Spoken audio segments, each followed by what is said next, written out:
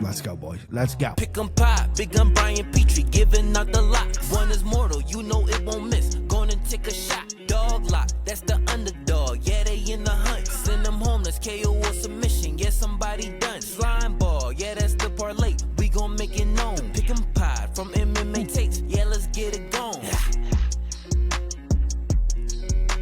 Just absolutely slaps that intro. What's up with the what's up?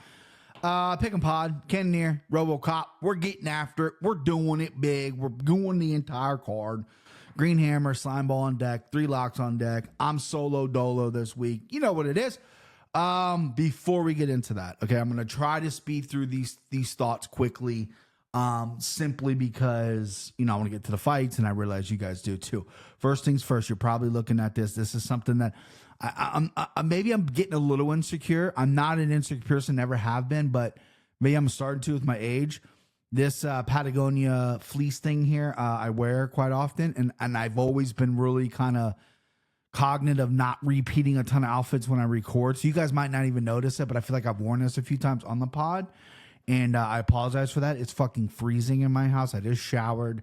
I was out today. The wind whipping through me, just whipping through me. And yeah, and I think the reason I'm a little insecure and maybe self-conscious is, listen, this is embarrassing. This isn't easy to talk about. This isn't something that I was planning on discussing with the audience of people. But you know what? I'm an honest guy.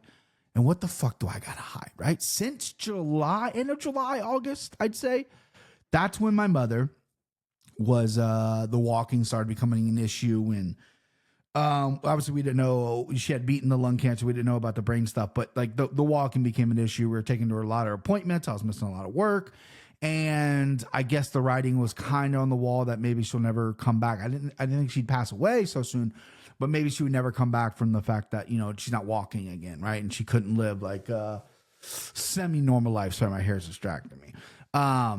And since the end of July, August, I would say I would put it at the end of July is when I weighed myself. I gained 35 pounds. It's not funny. I'm a 38-year-old man. I cannot be doing this, but I've never used the word depressed in my life. I've never considered myself a depressed person. I'm a happy person. But since August, 6 months ago,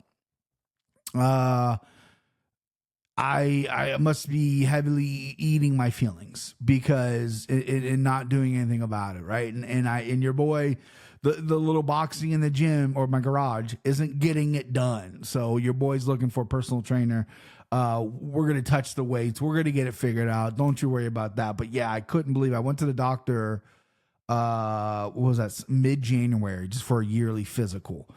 And I looked at the scale. I went, what did I weigh last? And I never do this. I go, hey, I was here in July, right? She's like, yeah, because I don't weigh myself on the regular. I was like, what was I in July? And it was July, like 29th, 30th, whatever it was. Can't remember. Very last week of July. And they told me, it's 35-pound difference. And I went, holy shit. So I know I get a lot of fat jokes online. They're warranted, but your boy is extra beefy right now. My mom used to gain weight in the wintertime. She was a bigger woman. My mom was over 6 foot, right? Or 6 foot, over 6 foot with certain kind of shoes on. And she was, well over 200 pounds her whole life. And she, it's winter weight. That's winter weight or whatever. And the last thing, this is a little bit, I'm going through a bit of a crisis. And if I'm polarizing crisis right, I believe it is crises. Here's what's happening to me, and I've talked to my wife about this, and she's a great sound listening board, but I want to bring it to the masses. I want to bring it to people because this does pertain to the podcast. This does affect us. And I promise you, not every podcast from here on out, I'll be speaking about, my mother passing away. And because I know a lot of people like to ingest this at work, and this is like escapism, and they like to listen to this and go about their day. They don't want to maybe get bogged down by some depressing stuff. But I have some very smart, intelligent people who listen to this show who maybe could offer me some advice if I'm being crazy, if this is totally normal. I don't know.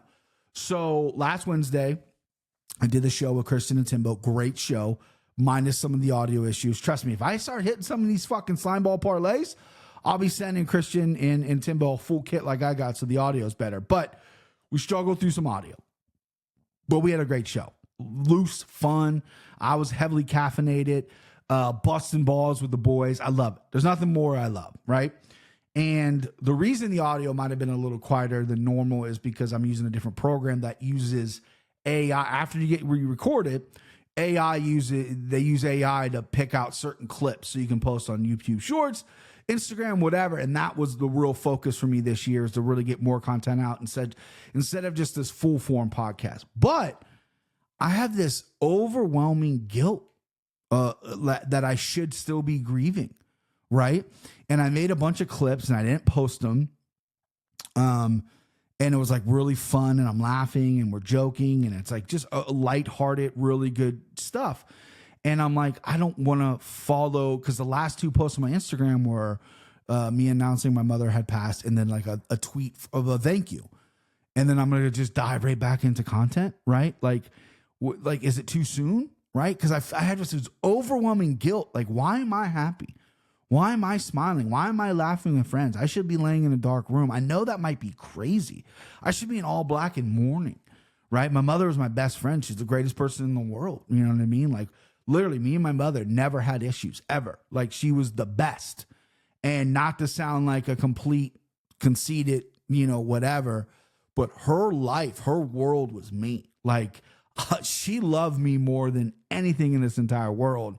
And I know, again, not a huge religious person, but wherever she's at, spiritually, heaven, whatever, I don't know, right? Wherever you go when you leave here, if she's looking down at me, I know she's mad that I'm even discussing this. I know she's mad that I'm even a little bit sad, because she hated that shit. She hated when I wasn't happy and all sad. And I know that, but I still had this internal guilt where it's like, should I came back after my mother passed a week later on the Cannonier. I was like, was that too soon? Am I cracking too many jokes? Should I be lighthearted? I go to work and I work with, a bunch of dudes, and it's just, I'm king ball buster. It's constant ribbing, constant, dude stuff. And I laid back for a while and I didn't do that. And then I started doing it a little bit. And then I started feeling bad. Like, wait a second, my mom, I can't do that. My mom just passed. You know what I mean? Is this completely normal thinking? I did lose my dad when I was in my early 20s, but I did not have a good relationship with my real father. So that to me doesn't count as much as this, but it's this really weird tug and pull, you know what I mean? Of doing, of like, oh, should I post that? Should I not? Is it too soon after my mom? You know what I mean? And the reason I'm taking this to the podcast is because so many people have reached out, and I know there's several people out there who have lost a mother, lost a father, and they've had to grieve in their own way. But yeah, it's the weirdest feeling I've ever had. I've never been insecure in my life. I've never second guessed anything. I've never really cared too much what people thought about me, at least, right? I was always pretty good at that. Keep my, not really getting my feathers ruffled by, opinions of sheep or whatever that expression is. But something's going on where this overwhelming guilt's coming over me and I don't know what it is. But I'm going to get past it. I think it's just a blink right now of emotion, but I'm going to get past it because, like I said, there's some good clips that I want to post and I'm going to engage more. And again, this is what I love to do. This is my passion. No one's paying me to sit in front of this microphone right now. I'm paying to do this, right? This got me to Naked Florian, which is great, but I'm paying to do this. I'm paying to do my own stuff, like all the equipment, the program, everything is all, none of that's right off. I don't have any sponsors. So I love this, love doing it so much. And if I didn't, I probably would stop. I stopped a long time ago because I've been in the game 5-6 years now. And then especially would have stopped for an extended period of time after I lost my mother. But I love this shit so much. And the one thing I know about my mother, I know everything about her, I knew her better than anybody, was she wanted me happy and wanted me doing what I loved most. Always supportive, always that. And so that's why I felt like I'm going to use some of her strength and get back to what I love doing. But then it's like the other side of me, the other brain goes, man, that might be a little too soon there, buddy. Should you be posting on Instagram, you and your boys laughing? Your mother just died. You know what I mean? That's the voice I got in my fucking head. So I'm all messed up. I'm fat. I'm fucking crazy. Let's get to some fights. Let's get back to some normal stuff. Huh? All right, first fight. Julia Alvia, plus 500 versus Jacqueline Cavalcante, minus 700. Bowl of spaghetti. A bowl of spaghetti fight. Jacqueline Cavalcante has been more active, but she's not this super elite killer that, you know what I mean, doesn't have a great resume to be 700. Julia Villa has been around forever, but she cannot stay healthy. She cannot book back-to-back fights. If you look at her Tapology page, there's more pullouts than fights, I think. So, I mean, listen, I'm going to keep it short, sweet. Give me Cavalcante -700. I ain't fucking touching it. Since it's a bowl of spaghetti, in my opinion, go dog. Put a little shekel on the dog. Put $10, not even $50. You know what I mean? But for me, I need winners. You know what I mean? I'm dreadful so far this year. Give me Cavalcante -700. Not touching it, not looking at it. Might not even watch it. I'll watch it, but might not watch it. Know what you want to do? I'm going to tweet I'm not watching it, but I'll be watching it. All right, next up, Dontel Mays. Timbo loves the way I say Dontel. I don't know how is it my Midwest accent or what. I don't know if he's making fun of if I have a speech impediment. I got to keep my eye on that guy. But Dontel Mays, +195 versus Walter Walker, -238. You remember Walter Walker, right? This is the guy that is Johnny Walker's brother. He's this big oaf of a man. Debuted against Lucas Brzeski and completely embarrassed himself. Gassed out, landed 4 takedowns, and then just gassed himself out. And Lucas Brzeski actually got a UFC win, which is crazy. Fought Junior Toffer his last time out, the smaller of the Toffer brothers, a 205er. He took him down, heel hooked him. The Toffer brothers have a hard time accepting losses because Justin got his fucking his face caved in by a fucking elbow, crumpled to the mat, covered up. The ref stopped and he jumped up like, what's going on? Dude, you crumple from the elbow. Junior Toffa gets heel hooked and he screams in agony. They stop the fight. He's like, what the fuck? You know what I mean? And then there's some shit afterwards. And Walker was talking about how they were waiting for him outside of his hotel room. They had to move him. A whole thing. He's going against Dontel, D1 Dontel Mays, who really has sharpened up his wrestling. I would love to know how much John Jones was in this camp for him because he is an Albuquerque trained guy. That's like a heavyweight camp now down there in Albuquerque. What John is kind of built down there. However, John is known not to train unless he's got a fight coming up, and I don't think he's got a fight coming up. So I don't know how much he's working with Dontel. Obviously, you're working with the greatest of all time. It's going to pay off a little bit. Dontel also, his last time out, he gets a little wild. That's what he was. He's from the Kentucky area. People were afraid of this guy. He used to sleep guys, and now his striking was never refined, but it was powerful. He's a big, tall, lean dude. Striking very awkward when he gets to the UFC. He's kind of developing his own style. And I think his takedown defense has improved. His get-up game has improved, and his offensive takedowns improved as well. I think this could look a lot like the Lucas Brzeski fight where Walter Walker gets takedowns. The big fucking Shrek motherfucker tires himself out. And we got Dontel Mays at +195 looking pretty goddamn good, boys. Dontel went against Handy Antewop or whatever, the dude who's this tall, this wide, popped for steroids, is like an Egyptian Olympic wrestler. And Dontel handled his wrestling. I mean, he got up a lot, right? So I think he can get up on Walker, and I think Walker's get to just gas. And I like the underdog here, Dontel Mays, baby. Dontel D1, Dontel Mays. What is his nickname? There's a lot of cool options for Dontel Mays. I wonder what it is. Lord Kong. I should have known that. I call him D1 Dontel because he started wrestling. All right, next up, Elijah Smith, -162 versus Vince Morales, +136. Never really been on the Vince Morales train, right? He has so many opportunities in UFC. He's a Uriah Faber guy, I think. Maybe not. I don't know. Look at this. Debuted in the Contender Series, Domingo Pilarte forever ago, back in 2018, lost. Then they gave him a shot against Song Yadong, lost. Then he gets Ayman Zahabi, won. Then he gets Benito Lopez, lost. Then I think he gets maybe booted, comes back, Gutierrez, lost. Beats Draco Rodriguez, beats Luis Smolka. There's nice wins right there. Jonathan Martinez, lost. Miles John, lost. Terralapolis, lost. Now, the good thing is the only person to finish him was Chris Gutierrez by kicks. And then Pilarte on the Contender Series. He's going against Elijah Smith, who I think is... Here's where I can get in some trouble, because I think this guy is supremely talented, supremely athletic, good wrestler, young guy. This could be Cody Steele all over again. He's 7-1 Elijah Smith, but I just think Vince Morales is not very good. And I think Elijah Smith, athletic ability, and even though he's very green, I think he can get it done here. Now, your boy's chasing a slime ball win. I haven't won one yet. It's just toward the end of fucking February, so I need to get on the horse. I need to ride. I need to win one. I could have went with a couple other chunkier ones in the card and gave you like a whatever. But the slime ball has been placed, right? I got it at plus 159. I ran the numbers again today. It's plus 149. So things have gone up and the number has come down. But I got it at 159. You're getting about the same price. Elijah Smith. I'm good to go. I know Christian's probably listening to this going, bro, you didn't learn about your contender series with Cody Steele? I haven't. I just think Vince Morales is not that good. The guy's had opportunity after opportunity after opportunity in the UFC, and he's only had 3 wins with like fucking 40 losses, right? I think Elijah Smith wrestling can neutralize him. He fought a tough New Zealand dude, Aaron Tao, in the contender series, no pushover, and the striking was fairly even, but it was the wrestling that put him over. He's learning, he's growing. And as long as this fucking guy doesn't go out there and slang and bang like Cody Steele did, which I don't think he will, because he does have a better wrestling pedigree than Cody Steele, I think we're going to be okay. And I like Elijah Smith here. I'm going to take him. I'm not looking back, and that's all I'm going to say about it. I'm not gonna feel any questions. You have any questions about my slime? Just put it in the comments. I'm gonna talk about it. Next up, Chaos Williams plus 180 versus Gabriel Bonfim.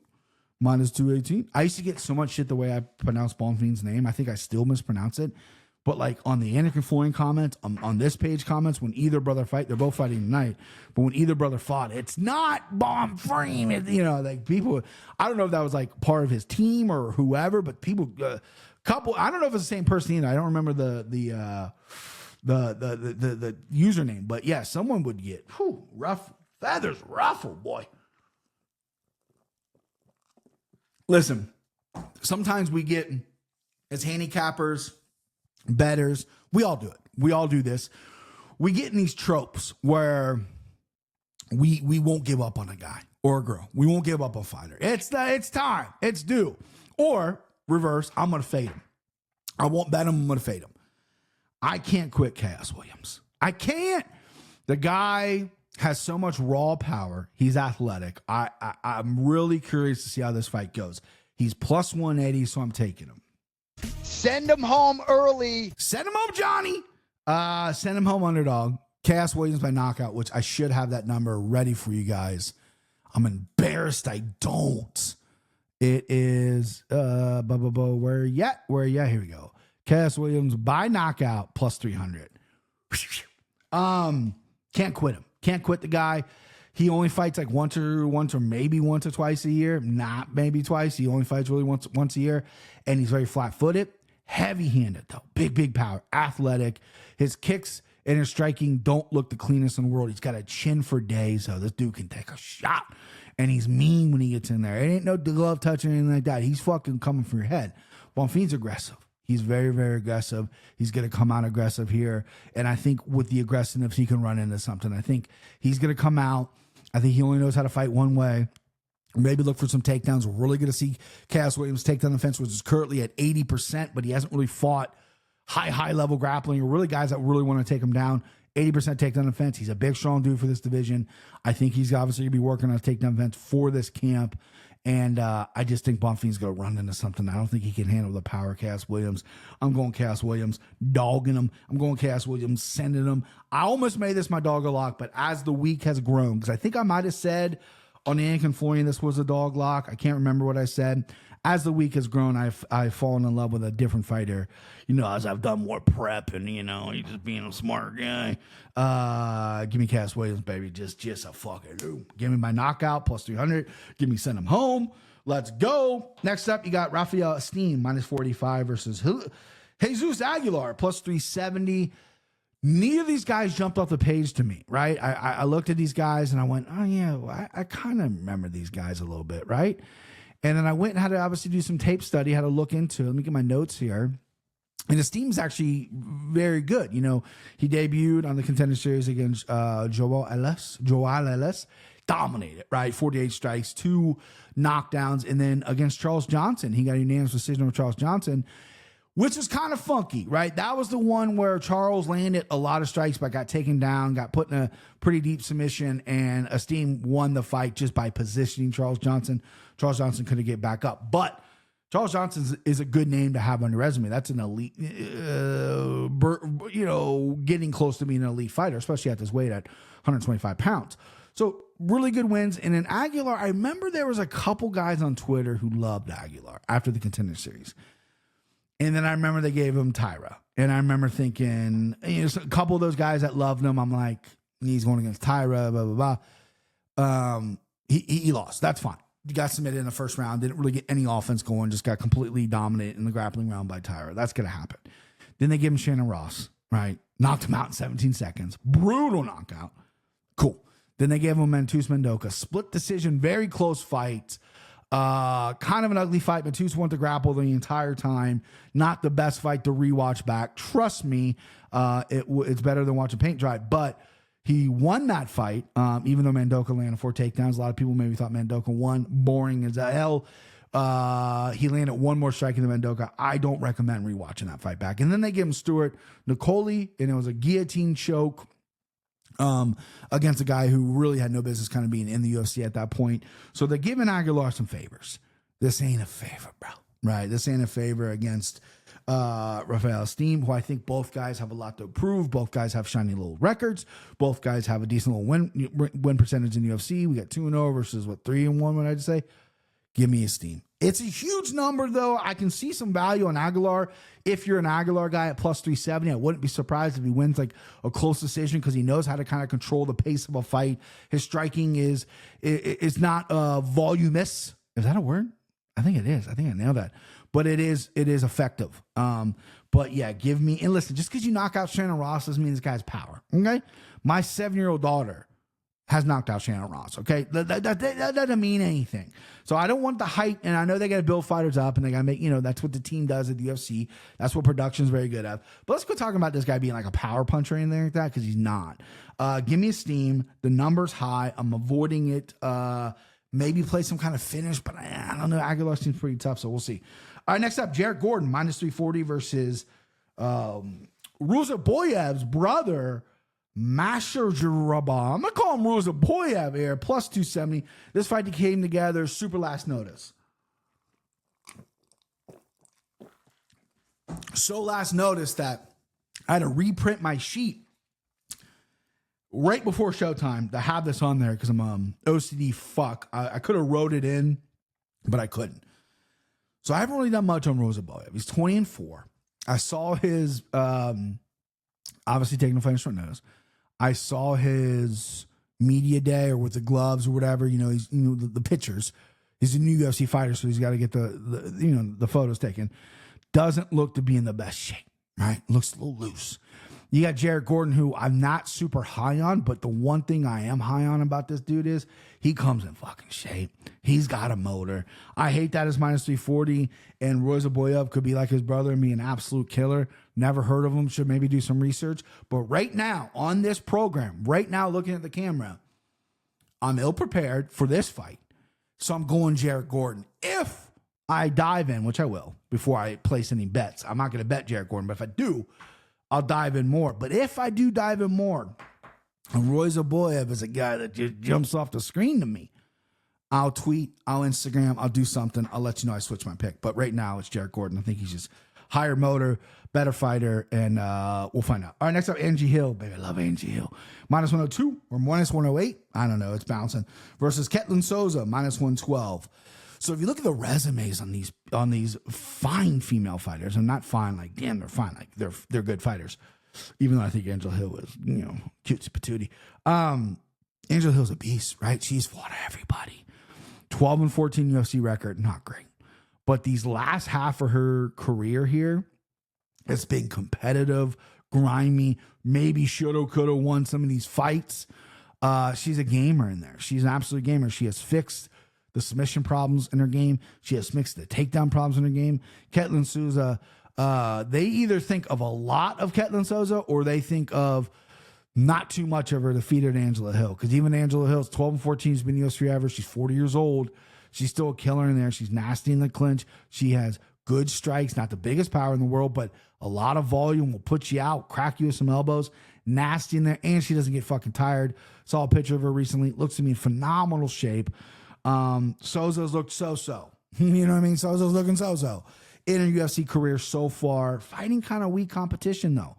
This is a step up. So I'm either thinking the UFC goes, let's see what we got with her, or they're like, she's the next big thing, or we got to hook up Angie with a win here. I'm going Angela Hill. This almost made the slime ball. I'm very confident Angela Hill. Your boy knows chicks. Officially, I don't think I know chicks anymore because I've gotten some wrong, so I'm not going to say that, but I've already said it.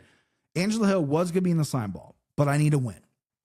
And your boy doesn't know chicks anymore. And she's basically a pick'em, slight dog if you really want to break it down, to the fucking cent. But I need a win. I need to win the slime ball. And I'm really confident in my slime ball this week. I couldn't add her, but I love Angie Hill. It's a must bet for me this week. Over 2.5 is going to be money. Her by decision going to be money. Maybe even like a cutesy, like maybe by finish, like TKO or something like that could be money as well. Angela Hill is also working on a submission game. Don't know if she's going to submit Souza. Souza's kind of a little tank, little ball there. So it's going to be hard to get an arm, but maybe get a neck. We'll see. Give me Angie Hill. All right, next up, we got Jose Delgado, minus 410 versus Connor Matthews, plus 320. Delgado looked pretty good in the Contender Series. He slowed a little bit, but flashy. But there were some cardio issues that concerned me against a so-so guy. And Connor Matthews was in the Contender Series as well. Listen, I think this dude's like what is he a veteran, right? Because I don't want to fucking shit on a veteran. I think he's got a story to him that I can't remember, but he's a punching bag, right? He's a punching bag he was very, very tough, but he's not incredibly high level, and I just think he's going to fall short here against Delgado. I wish I can get on the Connor Matthews side. I wish I can get on the underdog side. I wish I can be giving you guys fucking 320s and say it's money and blah, blah. Can't.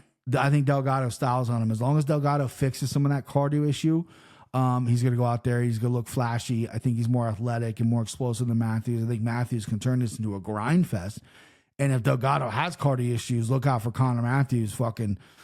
If he's still around that third round, we're going to start getting interesting, boys. But I think Delgado is the better fighter. Not going to load up on anything. Maybe Delgado by finish. And then if I'm, maybe I'll flip sides. I think Delgado will have a good first round. But if I see a hint of him slowing down, we're switching on Connor Matthews' side there, getting that plus money. So give me Delgado. Next up, Rodolfo Vieira. John Anik loves when I say his name because I fucking nail it. Minus 278 versus Andre Petrovsky. Plus 225. Broke the rest of these fights down on the Anik and Florian. I say that every week. I apologize if I'm repeating myself, but Andre Petrovsky, soft. This dude's soft, man. Like, all he wants to do is grapple and wrestle, which is fine. That's your style. He's a big, strong dude or whatever. But he went and got that fancy little hairstyle, the cheetah print or whatever he did against Jacob Malkoun. And Jacob Malkoun knocks you out, bro. Jacob Malkoun hurt you in the feet numerous times. Jacob Malkoun is just a pure grappler with not a great chin. Like, Rodolfo Vieira is amazing on the ground. I don't know how he is off his back. A lot of these high-level jiu-jitsu guys, they might not be elite off their back. And they might have some sweeps and stuff like that. And I think Vieira has enough reputation that he's probably going to be pretty good everywhere on the ground. So it's going to be interesting if Petrovsky wants to take it there. But I think in his DNA, he's just going to have to. He probably watched that Hernandez fight and was like, Anthony Hernandez, I can do that. I can submit this guy. So it might be a dick swing contest. I think he'll come out striking. But don't sleep on Vieira striking. Vieira is used to getting hit now and is becoming more of an MMA fighter. And he is kind of grimy. Chris landed 140 Chris Curtis, that is, landed 140 something strikes on him. He landed 86 on Chris. Not the biggest power in the world, but Petrovsky is soft. Ice cream soft, man. You know what I mean? Fucking froyo soft. And I think if he gets hit a couple of times, he's immediately going to want to wrestle. Go back to what he loves to do, but he doesn't like getting hit. And then in Vieira's world, I like Rodolfo Vieira. I like him by submission too, which I don't think's great. I think everyone's going to be on that line. I think that's a sucker line. I think that's steamed. But I think that's how it's going to go. Vieira by submission, plus 140. So you're in the plus money, which isn't too bad. Still think Mike could be a sucker. I think maybe a decision win or even a knockout, like a late TKO or something. Maybe this Brazilian dude, even because Vieira is buff, he's big boy. He take up. Maybe he just thinks he'll be so sick to get a knockout. 'Cause Matt Hughes used to say it all the time. Like, Matt Hughes won, back in the day. Great decision fighter, submissions, wrestling, whatever. And he's like, I just want to knock somebody out. And I think he ended up getting his only knockout. Besides TKO, we wanted to knock someone out clean on the feet. Was maybe Renzo Gracie? I can't remember. But maybe that's what Vieira's thinking. He's like, I'm done doing one on the ground, and I'm going to fuck somebody up on the feet.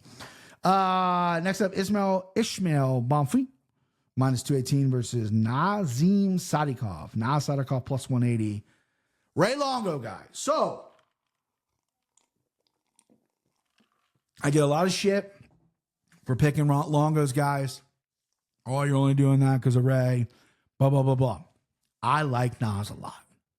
I liked him before I even knew he was a Ray Longo fighter. And I think is developing well in the UFC and in the gym and his overall skills. He's a wide body dude for this weight. His grappling is good. He's hard to take down. His striking is, I think, powerful, but there needs to be more on it. And Bonfim comes out like his hair's on fire. And I think if he doesn't get Naz out there in round 1, it's over. He's got a problem. I like Naz here, baby. Hello? Okay, this is Dog. Hello, this is Dog. I love him in this spot. My dog lock originally was Chaos Williams. Switched him to send him home. Put the dog lock on Naz at plus 180. They're both the same number, but I really think Naz is a good level-headed fighter. And I know he hasn't really blown away the competition. I mean, he had a really good win against Terrence McKinney, had a close win against Evan Elder that he possibly could have lost besides the cut, had a draw. But I really do think he's coming out here in the first round. He's going to be very cautious of how intense and good Bonfim is. And then he's going to build on that. I'm thinking a second or third round finish because he does hit hard. He's a powerful guy. He does have good submissions, incredibly well-rounded. I think you can't find a better guy in this card that's going to fight better for you, for your dollar, at plus money than Sadikov. That's my belief. I'm taking him. Let's go. Next fight, trash, right? I'm adding something to the soundboard, and I would play it right now. Dylan Bucka plus 300 versus Edmund Shabazian minus 380. That can't be right. That's going to be like 580 or something. Bro, what is this line? Yeah, I wrote it down wrong, I think. Shabazian 380. Really? 380 and plus 300. That's okay. Listen, Shabazian's the better fighter. He is more equipped. He has more skills, right? Better camp, younger, but he doesn't show up. I mean, he's a one-round fighter. After one round, he crumples. He mentally crumples. And Dylan Bucka is not very good. I said this in the Indian Flooring. I stand by it. I think he's probably really fucking good in the gym. Really good in the gym. And he gets in the cage. He's a frightened puppy. I'm going Bucka, though. Plus 300 against Shabazian. I can't trust Shabazian with my money. I can trust Naz with my plus 180. I can't trust Shabazian at minus 380. Shabazian can go out there and starch this guy in round 1. Absolutely starch him. And I wouldn't be surprised because the next fight he's going to fucking choke and lose. I want some consistency from this guy, and he's young enough, and maybe he will develop that. But right now, this is a line play. This is a money play. Putting a couple shekels, like $25 on Dylan Bucka plus 300. I don't like it, right? I don't love it, but I can't put it on Shabazian. And I'd be a phony if I go, do Shabazian. No. There's some legs with Bucka here because Shabazian always chokes. Bucka has some grappling, is a tank of a dude, is pretty thick and big, had a little bit of a name before coming in the UFC. So there is some monicum. I think it's monicum, right? Dude, these fucking words today I'm saying, dude, I'm so smart. Of talent there for Bucka. So give me Bucka. All right, come in event, Calvin Kattar plus 370 versus Yusuf Salah minus 485. You guys heard the breakdown. I mean, I love Zalal here. I'm fine. I mean, make room. You know, I've already been a big dude. Add 35 pounds to that. Make room on the Zalal bus. I've been against them from day one. I'm a phony. I'm a bandwagon fan, but I like this kid a lot. Since he's, been back in the UFC, he's only just had all finishes. I think the issue was maybe some immaturity earlier in his UFC career because there's a lot of fights. Fought some tough guys, but there are a lot of fights he could have won for sure and just didn't pull the trigger. I think he's gotten better. I think he's got more mature. I think he's taking this game more seriously. Going against the old dog, Calvin Kattar. Now, I'm not saying he's old. It's not like he's 40, but he's not the youngest guy in the world. And I think Calvin Kattar's title days, fighting for the title, were over. I think now you're looking for fun fights. You're looking for the fights that are going to get him going, to get him excited. This might be one of them, but I think Zalal is better everywhere, more explosive, better on the ground. I think Calvin Kattar ripping up his knee a couple years ago, trying to come back from that. He hasn't looked the same, hasn't looked great. Great chin on Calvin Kattar for sure, but Never been an issue with the durability. His submission defense is very good too. I like this fight probably by decision. If I'm going to do anything, it'll be decision, but this is also a slime ball play. I like Zalal here in every which way. 45 doesn't scare me. Not even a fucking least bit, bro. Not even a little bit does it scare me. I like Zalal. Mortal lock, slime ball parlay. Let's fucking go. Main event, Jared Cannonier plus 190 versus Robocop minus 230. I've never picked Robocop. I've picked against him quite a bit. And he's a good fighter. He seems like an incredibly nice guy too. So I feel bad about that a little bit. Jared Cannonier's 40. Jared Cannonier's been knocked around the last two fights. Kai Borello, should have been stopped, wasn't. Amanov did get stopped, but he's been chin checked. He's been knocked out of 205. He's been knocked out of heavyweight as well. He's an incredible specimen for 185, but the chin has always been a little bit of an issue for me, or at least a little bit of concern for me. And Robocop's got no chin either. This dude's been slept before as well. So the slime ball parlay, the final leg, fight does not go to distance. I think it's like minus 360. That's the final leg, baby. But the pick is Robocop. Robocop by knockout as well, which is actually the green hammer. I don't have a fancy trigger, and my green hammer is, I can't find it. Robocop knockout. Let me do that again. Take two. Ha, ha, ha. No marbles in the mouth. Robocop by knockout. Green hammer plus 100. Robocop Jared Cannonier does not go to the decision. Minus 360. Slime ball parlay. And the pick is officially Robocop. I think the boxing is going to play a factor here. I think Cannonier has really long arms. I think he likes to stay at a certain distance, and he can grapple and wrestle if he wants. He's strong. Robocop is a big, strong man as well who has better grappling than Cannonier. And I think Robocop goes for it a little bit. I think his kicks are nice. And I think when he gets in his range of boxing, those shots are big and powerful. He's obviously got to watch out to getting clipped himself. I'm not overly confident in Robocop. That's why himself is not going to be in the slime ball. I think if he wins, he'll win by knockout. I think Cannonier wins, he'll win by knockout. No ways to see the decision. No fucking way. And one dude's getting slept in this fight, I believe. And I think Robocop's going to do it a little bit younger, somehow younger. This guy's 6 years younger than me. Huh? Look at his face. Look at his fat face right here, okay? Look at me. Little blemishes because I showered or whatever. Look at his hair, right? 6 years younger than me is Robocop. What's going on in this world? But give me Robocop. All right, recap. Mortal lock, Yusuf Zalal. Dog lock, Nazim Sadikov. Send him home. Kaz Williams. Slime ball parlay. Jared Cannonier, Robocop does not go to decision. Minus 360 something. Don't know if I just have it written down here because I've already placed it. Yusuf Zalal, minus 485. And Elijah Smith, minus 162. Currently, if you place that right now while you're listening to this, it's plus 149. 149, I got it 159. Got a little bit better of a price than I placed it yesterday. But that's what it is. Not huge, not chunky, but I need a fucking win. Green Hammer, Robocop by knockout. That's it. That's the show. Thank you for listening to me in the beginning. Rambling a little bit again. I'm a little fucked up mentally. You know what I mean? I need to straighten some of that shit out, but you guys are the best. Thank you. Wait, hold on. Let me do that again. Subscribe to the podcast. Hey, subscribe to the podcast and go to iTunes. Rate and review that motherfucker, because every advertiser I've ever talked to, they say that helps. So go rate and review. I know a lot of people are killing it over in Spotify. I got more rates and reviews on Spotify than I do Apple Podcasts, the little Apple Podcast app. But go rate it over there as well. Next week, I am Saturday on Twitter. I'm not going to say his real name. I just learned it.